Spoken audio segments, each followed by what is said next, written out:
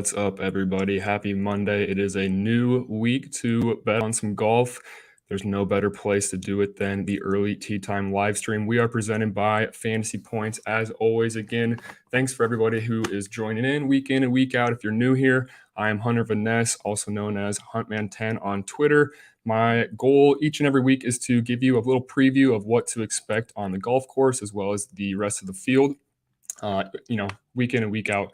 For each PGA event. And we'll see if that extends maybe more over than the PGA, but it looks like we're just staying with PGA right now, which is totally fine. So thanks if you're watching on Twitter. If you're watching on YouTube, you can drop your questions in the chat there. If you have any questions about the course, questions about, early ownership, really anything in general, I'd love to chat with you here today. That is one of my favorite parts of this live stream every time. So again, we are presented by Fantasy Points. We have a great team that is growing, actually. As always, again, I have my event and course preview out each Monday. Pat has his stat model article out that just released now, I believe. Dom will have his FanDuel value picks out each Tuesday and a premium betting stream that will be out Tuesday as well with the new addition of Sam Wagman, in addition to Matt's DFS show for subs as well. Chris Murphy has a great DK DFS tiers article out each week. I think that comes out on Tuesdays. And again, Matt and Dom's live stream on Wednesday night. Again, that is really picking up steam. I think those two are doing a great job. Make sure that you head there Wednesday nights to get everything that you need to know from a DFS perspective. And they'll throw some betting tips in there too, of course. So last weekend we had, thanks for popping in. I appreciate that. Last weekend we had Billy Horschel win the Memorial Tournament. I will be 100% honest with you. I watched a little bit on Thursday, and otherwise I didn't really watch a whole lot. I had my bachelor party last weekend. If you see me drink an excessive amount of water during today's show, you will now know why. So, but let's get into this week. Again, I appreciate you all being here. Again, if you have any questions, thank you. I appreciate that. Cheers, man. I appreciate it. Again, you can throw the comments in the chat. So let's get into the Canadian Open. Returns to the PGA Tour schedule for the first time since 2019. That really does seem like a long time ago, 3 years ago. The pre-pandemic just seems like a long time in my opinion. It seems like it's been a decade, but it has just been 3 years. But it is one of the few tournaments that has been on a 2-year hiatus from, again, the schedule. Again, of course, because of the pandemic. 2 years ago, just the pandemic, it was just canceled because of it. Last year, there was just too many restrictions on travel, so they just couldn't get a quality field to start up the event. So we are going to see it again this year. It's going to be at St. George's Golf Course. This event is typically played on a variety of different golf courses in Canada. This one's going to be again, at St. George's Golf and Country Club. This is the 110th edition of the tournament. Jack Oak won the first Canadian Open in 1904. It was at Royal Montreal. And this is also the 6th time that the golf course has hosted the Canadian National Championship, and the first time since 2010 when Carl Pedersen won with a score of -14. So that was about 12 years ago. Not a terrible, long time ago, but there was a renovation done in 2014, which we've been seeing quite a bit over the last few weeks now. So just of old courses like this one. This one was designed in 1929. It was designed by Stanley Thompson, but it did get that redesign in 2014. A lot of the bunkers were redone to better fit weather conditions, and all the greens were resurfaced with bent grass greens, as well as just some of them just were redesigned in general. So can't take a whole lot from the 2010 period, in my opinion, just because, again, they've made renovations to the course. Golf is just at a much different place than it was in 2010. There are probably about 10 golfers in the field, if I remember correctly, that played in that 2010 event, but I'm not necessarily looking at that too much. We'll talk about it a little bit later, I guess, but there are some things that you can draw from it a little bit, but I don't think they're going to be as relevant this week. So, that is a little preview on the tournament. Let me take a swig of water here. All right. So St. George's, again, was designed by Stanley Thompson. It is considered one of his best designs. It's rated as a top high golf course on many different top lists, I guess, if you want to say. There's many out there. I know Golf Digest has a really good one that they put out. This is a par 70 track, but it has a really unique scorecard where It's a par 34 on the front nine, but a par 36 on the back nine. There's 5 par 3s and 3 par 5s, which is pretty different than what we're used to, right? Normally in a par 70, you take away 2 of the par 5s. Normally there's 4. This week we get 3 instead of 2. Normally there's 4 on a par 72, excuse me. Typically when we see par 70s, right, you see those 2 par 5s are taken away. That's how you get to that par 70. But this one's a little bit different. Again, we have 5 par 3s and 3 par 5s. Just giving us 10 par 4s to finish that out. It is only 7,014 yards, so just a little bit over 7,000, but there are a lot of long holes, especially the par 3s. There's 4 200-plus yard par 3s. There's also some pretty lengthy par 4s too, so I do think golfers will have to use their long irons this week. We can look at some approach stats, of course, some proximity stats. For as far as defenses of the course goes, there's just one main water hazard. It's a creek that comes into play on 3 different holes. There is 3 inches of Kentucky bluegrass rough that will be penalizing to players who miss the fairway. There's 104 bunkers. There's 3 holes again with those water hazards. There's not a whole lot of double bogeys as far as the stats go. There's really not a whole lot of stats to go off of. I think Fantasy National has the 2010 stats in there, but if you've looked at the scorecards, the holes are a little bit different. The yardages are a little bit different. And they've actually changed some of the par 4s. One of the par 4s to be a 5, one of the 5 to be a 4. So I don't know if Fantasy National is that correct with all their stuff here, at least this week with a different golf course. So a couple other things here. Again, 3.5-inch Kentucky bluegrass rough. That will be pretty penalizing for those that do not hit the fairway. I read a quote. It said the fairways are pretty generous. So it's not like they're extremely narrow, at least from the quote from the superintendent that I read. But a lot of what he said is it's going to be a second shot golf course because a lot of the bunkers are extremely difficult. A lot of them are elevated. We'll see that in the hole-by-hole breakdown that we'll look at here in a second. We'll see a lot of elevated bunkers around the green. So what I mean by that is you'll have bunkers that lie above the green surfaces, right? So you're hitting a downhill, chip shot or a sand shot into the green. I know I would probably hit that right over the green or probably hit into the sand once or twice, especially after a few drinks. But yeah, we'll see what it brings up for this course. The greens are really small too. It's 4,000 square feet on average per green. Just for context, the last 2 events, or last 2 or 3, I believe, were 5,000 square feet. So even smaller than that. The average for this season, for what I have written down, is around that 6,000 range. I'll have to double check that, but it has gone down a little bit in the last couple of weeks because we have seen, I've seen a lot of smaller greens. And that brings up a good point too. I think this course is very similar to some of the courses that we've been seeing in the last couple of weeks. Tree line fairways, kind of narrow. This one's not as narrow in my opinion. I'll have to check the stats on that, but still going to be penalizing if you hit the rough, right? Because it is long rough, Kentucky bluegrass. It is very, very thick rough. It's going to be all around the green as well, really long around the green too. So it's going to be one of those where I don't think accuracy is going to be as important as it was at Colonial, right, or at the Wells Fargo. But I do think, in my opinion, accuracy could be, it depends how you want to look at it, because I do think distance is going to be, I think both. And I kind of wrote it up too. I've gone back and forth on this, and I've been seeing that a lot on Twitter too. I'm going back and forth on it right now. The rough is really long, right? So you're going to want to hit the short grass, but this course is a little bit longer than what the yardage would tell you. Again, there's a lot of long par 3s, right? So you're going to be using your long irons, but you're also going to have long approach shots into the greens because of those long par 4s. So, every little bit of distance that you get off the tee is only going to, help you maybe wedge up or hit a wedge right into the green, or at least you can use a 6 rather than a 4 compared to other players. So I think you can go back and forth on this. I just used off the tee in general, strokes gained off the tee as a key stat this week, but I also looked at good drives gained too. A little bit of a combination in my model this week of those two. So otherwise, the green surfaces are bent grass with a POA overseed. The green speed is 12 on the stimp meter.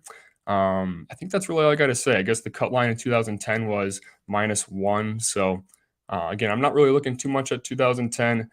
A lot of the golfers that played well there were good putters, or at least going into the event, they ranked really highly in strokes gained putting on the year. So if you want to look at putting a little bit, you can. But like I said, a lot of the greens were redesigned and they all were changed to bent grass. So not going to be the exact same putting surfaces as what we saw.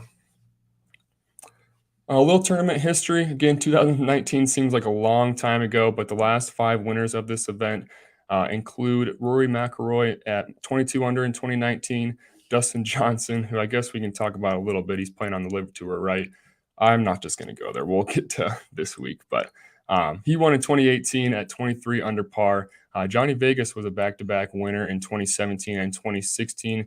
He was at 21 under par and 12 under par. Respectively in those 2 years. And Jason Day won in 2015 with a score of 17 under par. So again, they've been played on a different golf course every year, so you can't really go off of that too much. Maybe you can look at Canada results a little bit. I'll highlight that just a little bit shortly, but that is some tournament history. So let's go ahead and break down the holes now. I'm getting this from the St. George's Golf and Country Club.com. I'll tell you now, there's not a whole lot of information out there on these golf courses. So a lot of what I'm going to be talking about is kind of coming straight from these pictures and straight from the website. I do have a couple of other notes, especially the ones that I wrote down in my article, but you'll kind of see me reading some of these sentences here. But I just want you to look at the pictures. We'll look at the yardages as well. I do have some stats from Fantasy National, but this comes from 2010. And I'll tell you again, the yardages are a little bit off unless they updated this today. But I think the pars are a little bit different on a couple of different holes. So I'll try to highlight that. So, but it is again, 7,014 yards, excuse me. Not 7,046, which is what I originally had written down, but they were a little late to post the tournament fact sheet until this morning. So it is 7,014 yards, at least according to the GCSAA to be exact. So, okay, let's get into these holes here. So the first hole is a par 4. It is 370 yards long, so a little bit shorter compared to the other par 4s that we'll see. 7 of the par 4s measure from 450 to 500 yards. So, only 3 of them are going to be below that. So when you get one like this, again on hole 1, just 370 yards, is going to rank as the 14th easiest hole on the course. Pretty good idea, or gives you a great idea of what you're going to see on the rest of the course, right? A lot of tree line fairways, a little bit of a curve within the hole there, but 370 yards long. You should be able to birdie this one. Start off the round with a birdie if you're starting off on hole 1, of course. Looks like in 2010 it was birdied at a 22.5% clip, which is pretty good, at least compared to the other holes on this course. We'll get into some of the par 5s in a little bit, but going to be one of those holes where you're going to want to start off with a birdie, of course, right? No fairway bunker here, but if you look in there closely, and again, you can find this on St. George's Golf and Country Club.com, especially if you want to look at it now as I'm going through it. You'll see a lot of bunkers around the green. We'll talk about that a little bit more here in a bit. So hole 2 is a par 4. It's 473 yards long. I have it as, so that is one that's a little bit different on Fantasy National there, right? This one is considered one of the best long par 4s in Canada, as it says there. Has a pretty daunting tee shots. You can see a lot of the slopes throughout the fairway, of course, right? You can't really see the pin position from this hole, but just look at all those trees. The fairways are rather wide, so unless you're just really shanking it off the tee, you shouldn't have too much trouble with the trees, but you can kind of tell with the rough there too. It is going to be penalizing. And I read a quote too, with it being, with this event coming the week before the U.S. Open, they try to emulate U.S. Open conditions so that, golfers have a similar test with what they'll see next week. So, not that that's going to be coming to play too much, right? But you're going to see, again, the long rough. You're going to see difficult conditions. It's not going to be as crazy as what we'll see next week, right? We do have not as great as a field as what we'll see next week. But, they do try and replicate those kind of conditions to an extent. So this one, again, par 4, 473 yards long. It is bogeyed 21% of the time. Pretty, pretty tough hole here. Again, this is one of the 7 par fours that come in from 450 to 500 yards long. Par 3 third hole, it measures 208 yards long. This one is defended by 5 separate bunkers surrounding the green. A few of them are elevated above the hole. If you can, look closely there, you can see that. Just a couple there, especially on the left side, and there's that one on the right side there too. But all these greens are heavily defended by bunkers, and they're pretty tricky too. These aren't easy bunkers. These ones aren't as deep as what you'll see maybe a little bit later, but again, the elevated bunkers just make you want to either avoid them completely and it gets in your head too much, or again, if you hit it, you're gonna have a tough time getting out of there. So you really want to look at strong approach players that are going to knock it next to the pin, right? Even though that's going to be difficult with these small greens, and not everyone's going to hit every single green, right? So you might want to throw sand safe percentage just a little bit into your model this week, because you're going to have to scramble at a par or scramble for par often, especially with all these bunkers. So look at some sand save. Again, it's not the most difficult hole on the course, but it is the first of multiple long par threes at St. George's. All 4 of the par threes that measure over 200 yards see birdies less than 15% of the time. This one's going to come in at 11.5%, so pretty low. One of those holes where you need to walk away with a par and just kind of move on. Even if you get a bogey, you cannot let it ruin your round, because at 13%, I guess that's not too high. 74% of the time it's par. That's pretty high compared to the holes that I've been looking at throughout this season. So need to get a 3 here and move on. I'm going to move on here to number 4. It is a par 5. This one is 474 yards long, and this is a hole that was once a par 4. It actually was one of the more difficult holes on the course. It was ranked as the second most difficult hole on the course at the in 2010 at the Canadian Open. I lost my mind there for a second, but they changed it to a par 5 now. So originally it played 4.24 round to par, right? So 0.24 strokes above par. Now it's going to, be a par 5. So is it going to still play 4.24, be that easy? Probably not. I would assume it's a little bit closer to maybe 4.5 or 4.75, right? I don't really know. I'm sure they've changed it a little bit to make it difficult to make this, par 5 not the easiest hole in the, world now. It is a pretty short par 5. However, it used to be the second most difficult hole on the course. I'm interested to see how that changes this week, right? So again, they extended it. Looks like they made it a par 4, and they changed that for the 1968 Canadian Open. I'll have to double check with the Fantasy National here, right? But again, that used to be a par 4. So hole 5 is a par 4. It is 454 yards long. So again, is one of the 7 that is within that range.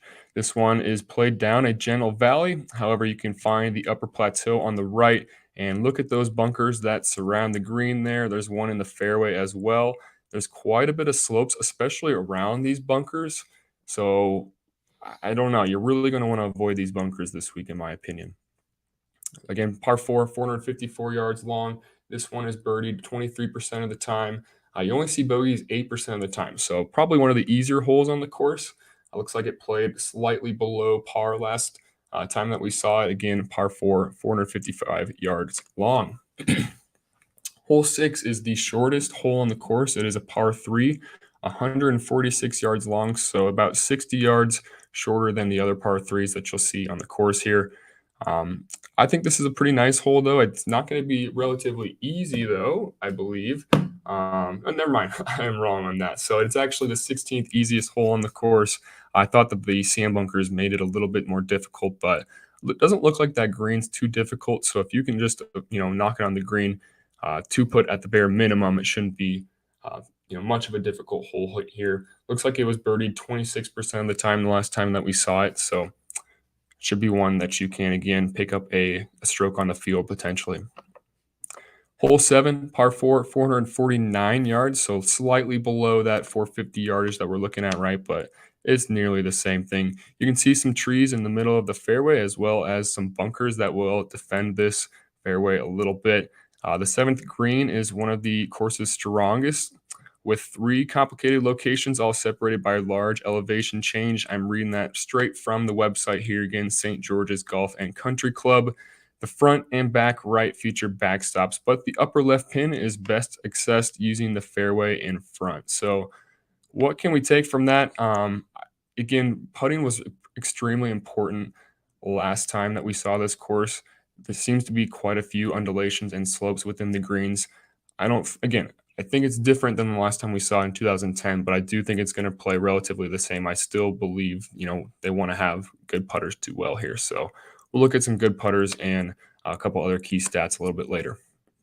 Hole 8, another par 3, 215 yards long this time. Long par 3 where if you hit it left, as you can see with the bunkers to the left of the green, it's going to be a very tough recovery shot because you see a lot of elevated bunkers again around the green here.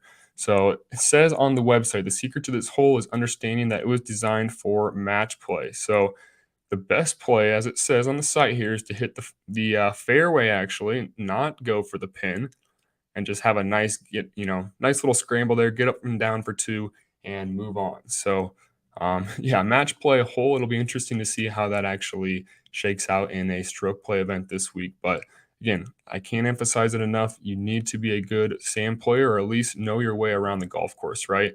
Being able to swallow your pride a little bit or bite your tongue on this, for example, and hit the fairway and just know that you're confident enough in your short game that you can just get up and down for par and move on to the next hole. Knowing where your birdie opportunities come on this course, I think is going to be very important because if you're just going for pins, especially in this one, you're going to walk away with a bogey or even worse, a double, just by being too aggressive. So you need to know where your spots are, especially on this hole number 8, par 3, 215 yards long.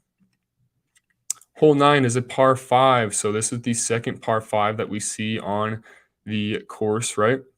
Second of 3, 538 yards long. So it's about 50 yards longer than the first one that golfers saw. This is one of the wider fairways on the course where you need to avoid the bunkers and allow the ball to slide to the left of the fairway. And you can see that fairway kind of slopes from the right to the left. Lots of bunkers on this hole. Again, there's 104 bunkers throughout this course. So they are going to place them in the fairway, around the green, even on the little layup spots on these par 5s. They're going to be everywhere. And a lot of them are elevated too, even in the fairway, as you can see on the right side of the fairway here on hole 9. So yes, it is a par 5. It is the second easiest hole on the course. This one's not too difficult. It is eagleable as well. It looks like you can reach this one in 2. It is eagled for almost 4% of the time. Saw birdies 47% of the time. So players are walking away with birdie or better at a 50% clip here on hole 5. So, another one of those holes, if you don't score birdie, you're probably giving up a stroke to the field. So again, knowing where your birdie opportunities come on this course is going to be crucial. So there's not a whole lot of course history to go off of, but just targeting players that are strategic with their golf rather than just being extremely aggressive. Yes, distance is great, but if you're, again, being not being smart on certain holes, you're really going to struggle here.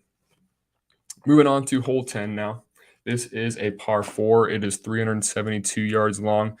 The hole presents an interesting conundrum off the tee, as it says here.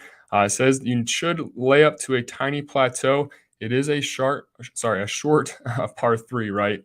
But it is elevated too, so it's not like you can drive the green here. It looks like it is well defended, especially in the front. So looks like if you just lay up even just 100 yards out instead of trying to use driver off the tee, probably going to be the best play. Use that short iron to hit your approach shot here. Again, looks like another strategic hole. It looks like a high birdie one. You'd think a short par 3 like this, or par 4, would be a high birdie rate.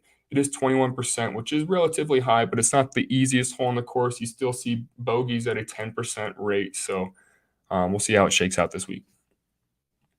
Hole 11 is going to be a par 5, 528 yards. This is the last par 5 at St. George's, and it is full of opportunity, like it says there. This one is birdied 50% of the time and eagled at 6% of the time, which is the highest that I've seen. When looking at the course breakdown so far this year on Fantasy National. 528 yards long, so not the shortest par 5 on the course, but Again, it's going to be the easiest hole that golfers will see. It is played 4.44 round to par, and you only see bogeys at a 4%, 4% rate. So if you really want to tilt this weekend, you need to look at your golfer score on hole 11 and see if they got a bogey, because if you're doing so, you're definitely giving up a stroke to the field. Moving up to hole 12, this is a par 4, 394 yards long, so it is one of the last shorter par 4s that golfers will see. It is one of, it says here, one of Stanley Thompson's finest architectural moments here. You can really see the crazy bunkers that are, filtered throughout the fairway as well as surrounding the greens. Elevated on the backside there, looks like you are really hitting a sand shot, into an elevated green on the front. Again, you just want to avoid these greens avoid the bunkers. You want to hit the greens, excuse me. You want to target strong approach players. These are really small greens, so everyone's going to miss them at some point, right? But maybe throw a little sand save into your model this week, just because you need to I think you need to be experienced, especially not playing this course, but have some experience hitting it out of the sands and show that you are you can get up and down for par if it does obviously get there, because it's going to happen at least one time throughout the weekend, right? So. Moving on to hole 13. This is a par 3. It is 203 yards long. Again, another one of the par 3s that measures over 200 yards. Another long par 3. It is downwind and uphill, so take one less club, as it says. Looks like there are a bunch of mini bunkers that surround the back side of the green, as you can see in the picture. Looks like the creek comes into play just right in the front of it too, so pretty difficult hole.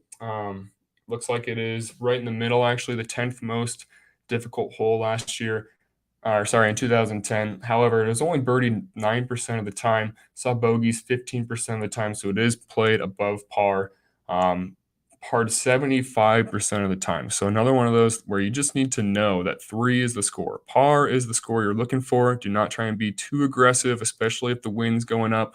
Haven't looked at weather this week, but I'm trying to just kind of do that until Wednesday, because if you do that too early in the week, I think it tends to make you biased and say, I have to only play morning guys on Thursday. And then things could absolutely change on Wednesday, especially Wednesday night, and you could be scrambling and we all make different decisions, right? But I just don't want to get into that situation where I'm stressing about weather early when it can obviously change.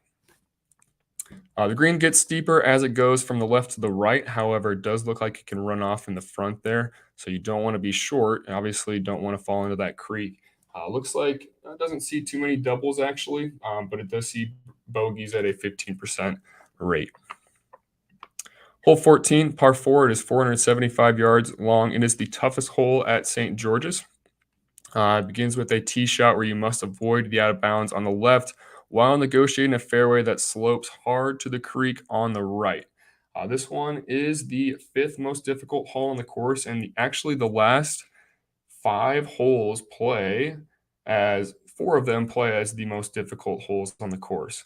So it's a really tough closing stretch here. There are quite a few birdie opportunities on the front 9, and especially on the first 2 holes on the back 9. But it does get very difficult, especially as the round gets later on here, or gets towards the end of the back 9. So this one, par 4, 480 yards long. 475. I read Fantasy National. Again, Fantasy National has different yardages than what we'll see this week. At least if the actual golf course website is correct, right? But that's what I'm going off of. This one is, again, par 4. It is bogeyed 18% of the time, birdied 15% of the time. Looks like par is another great score here. 475 yards long, right? So you're probably going to be seeing a lot of long irons this week. Again, there are 7 par 4s that measure 450 to 500 yards long. So unless you're just absolutely bombing it off the tee, you're probably going to see proximity shots from that 175 to 200 range, if not more, especially on the par 3s, right? So I do think, yes, it is a short course, slightly over 7,000 yards long, but it is a par 70, so that makes it a little bit different. And again, you will see some long irons come into play, especially on the long par 4s and the long par 3s.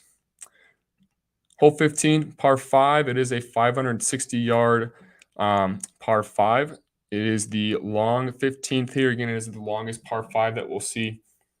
Don't have too much to say about it. You can kind of see the green or the bunkers that come into play throughout the fairway. You can't see the pin on the tee shot here, but again, with the par 5, this one's actually the easier hole out of the 4 that I was talking about, or out of the 5 that I was mentioning. It is the 12th hardest hole in the course, so 7th easiest, right?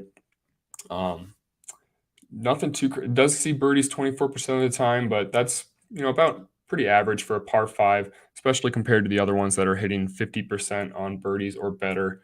But it is a great scoring opportunity on this back 9. Hole 16 is a par 3. It is 204 yards long. Again, coming over 200 yards on these par 3s. You're going to hear that quite often this week. It is a theme. If the hole wasn't already hard enough, Stanley Thompson came back and added the rear bunkers to make sure that every miss was objectionable. You can see the bunkers that are defending the green there. It looks like there are 5 of them once again. So lots of bunkers on this course. I can't stress that enough. Hole 17, par 4, 486 yards long. It is the 4th most difficult hole on the course. It saw bogeys at a 22% rate the last time that we saw it. Another long par 4 that's probably going to require a long iron shot into the green. So look at those long proximity numbers this week. Throw those into the model. 175 to 200 plus, maybe 150 to 200, or 150 to 175. I think that will be a pretty big, proximity number this week. And of course, 200 plus too, right? Because 4 of the par 3s are going to be at that yardage. So the last hole here, this is a very pretty hole in my mind. You can see the clubhouse in the view there.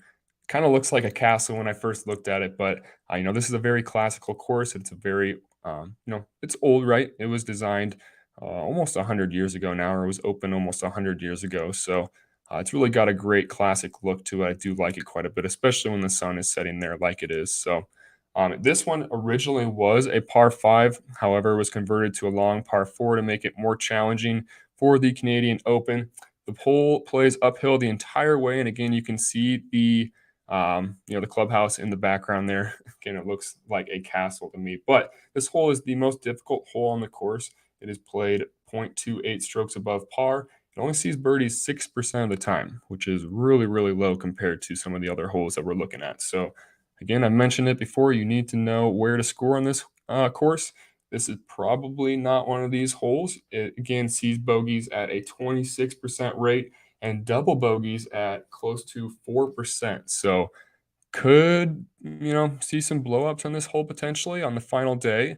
You're probably not going to be able to get a stroke back. So we'll see how it kind of shakes out on Sunday. That is your hole-by-hole comparison here today for the event and course preview. Quick announcement before I get into some key stats and then some picks for today. If you're thinking about subscribing to PGA, you should really look ahead towards the US Open next week. All PGA articles for this week are available to current NFL subscribers. So that's also a great opportunity to get signed up for the NFL for next year, right? Because the Fantasy Points team has great content, not just for PGA, but of course for NFL. That is their bread and butter over there. Make sure that you're checking that out and get free PGA access for the US Open. I think it's going to be a really great week next week. I'm going to dive into that early this week. I really want to have some great content prepared for next week. So I'm looking forward to the show next week. Thank you for joining. As always, of course, let's look at some stats. Okay, let me take a drink quick too.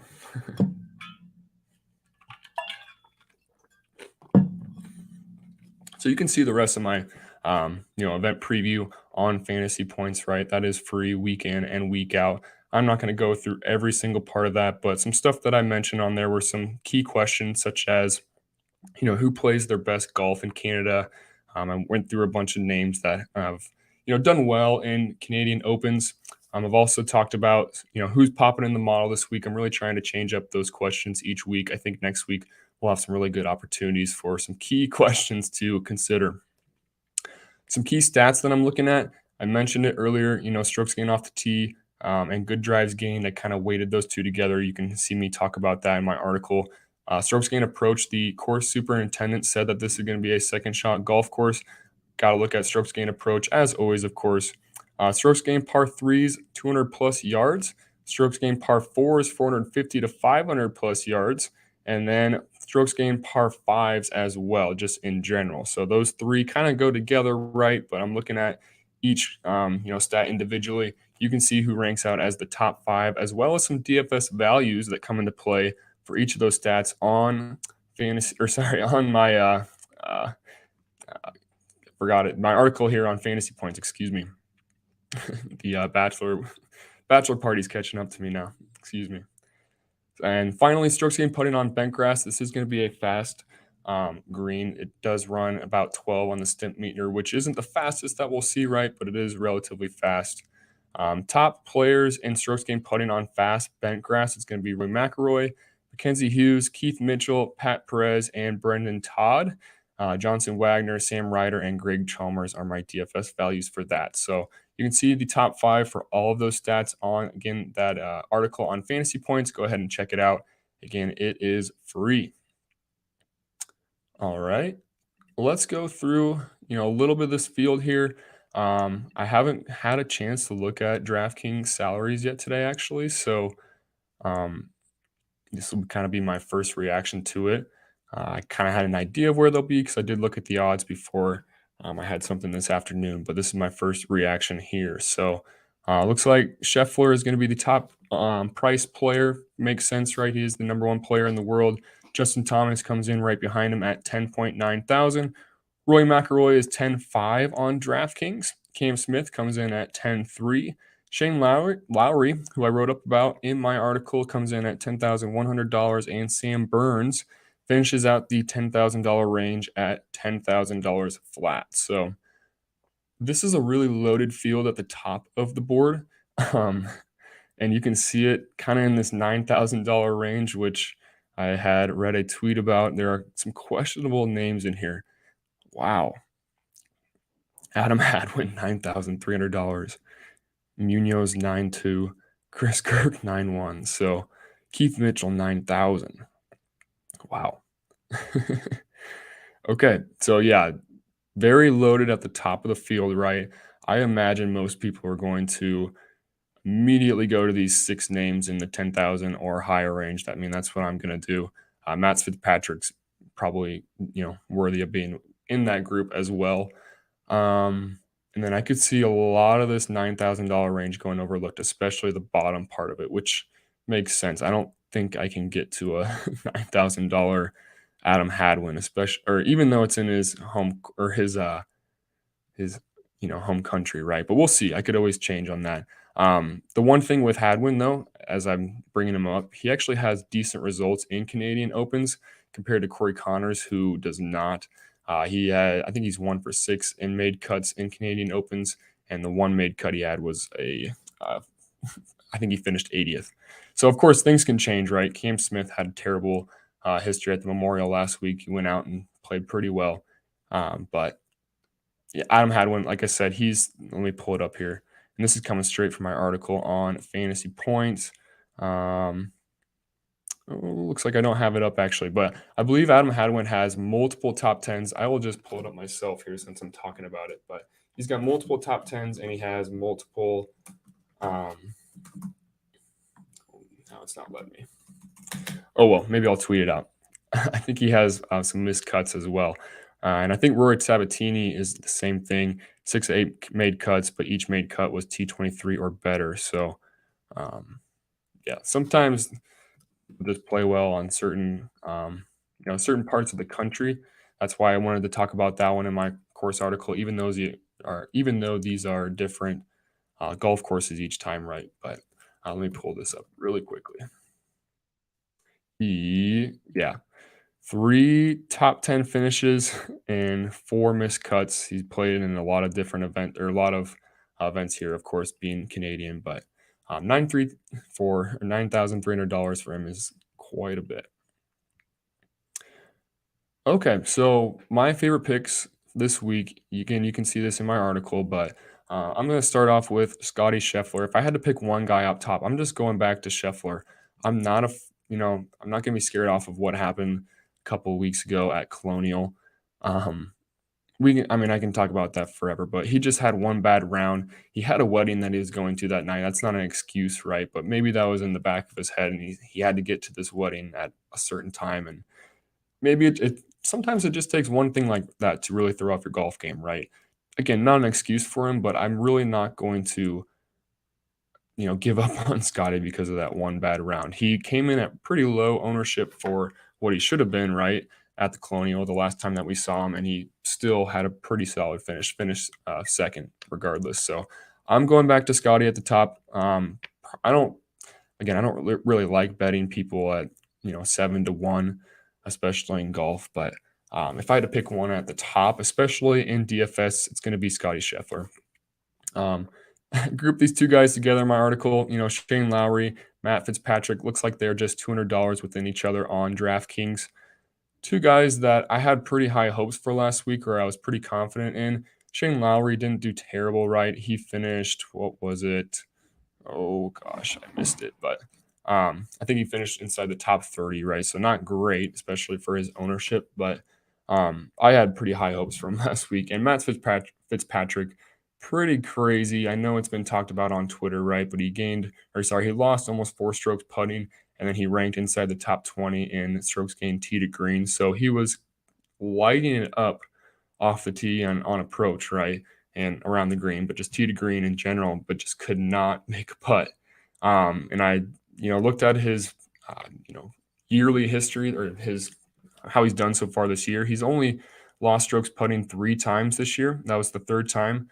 And he's missed the cut each time, but the prior 2 times he finished T5 and T2 the week or the event after that. So I don't know if it's just certain golf courses, or if it's just a bad week, or he had to go back to the green and he figured something out, after the miscut. I don't know, but he's done pretty well after bad results like that so far this year. So I like both of those guys. They both rank inside, the top 10 of my model, I believe. Let me double check that. I know Shane Lowry was right near the top. But yeah, they both rank inside the top 10 of my model. Really like both of those two. I'm interested to see what the field does with them, just because they have, again, let people down in the last few weeks, especially last week. So I could see myself getting there, especially with Shane Lowry. He has good results in Canada as well. Again, just rank really well in my model.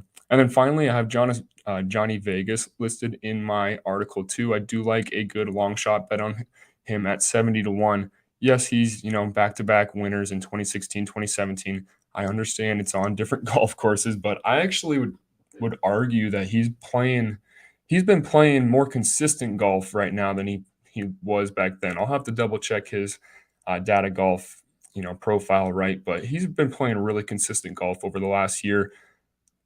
Can he go out there and win? In my opinion, I think he can. He's shown that he can in Canada before, in these loaded, events, in these kind of fields, right? He's just been playing really well. He's a great player off the tee. He ranks inside the top 10 in strokes gained par 4s, 450 to 500 yards, and strokes gained par 5s. And he is top 20 in approach to and tee to green on courses less than 7,200 yards long. So he looked really solid at the Memorial, but he kind of ejected on the final day like a lot of guys did. Cam Young, I'm looking right at you. But I'm not really going to fault him too much for that. He had 3 great rounds, really faltered on the final day. So I'm willing to go back to him, especially in DFS. A lot of these come from a DFS perspective, but 71 on DraftKings, that's a long shot that at least I'm willing to consider. I will likely be placing that this week. So really would like, Vegas to go, what would that be? 4 or 3 out of 5 years winning this event. That'd be pretty cool, especially for him, who hasn't had too many wins under his belt in his career compared to some of these other top players. So I do like Johnny Vegas this week. So that does it for the event and course preview here, the early tee time live stream. Again, we are presented by Fantasy Points. Just some final things here. Again, you can find me on Twitter at Huntman10. You can find my event and course preview article on Fantasy Points for free. If you are a NFL subscriber, again, you get next week's U.S. Open articles for free for the another major for the PGA, of course, right? But make sure that you sign up for that NFL package and stick around with us too. It's going to be a great end of the PGA season. If you have any questions, you can reach out to me on Twitter again at Huntman10. Otherwise, I hope you all have a great rest of your week and good luck this week. Thanks for joining me tonight. I appreciate your time as always, and I will see you all next week.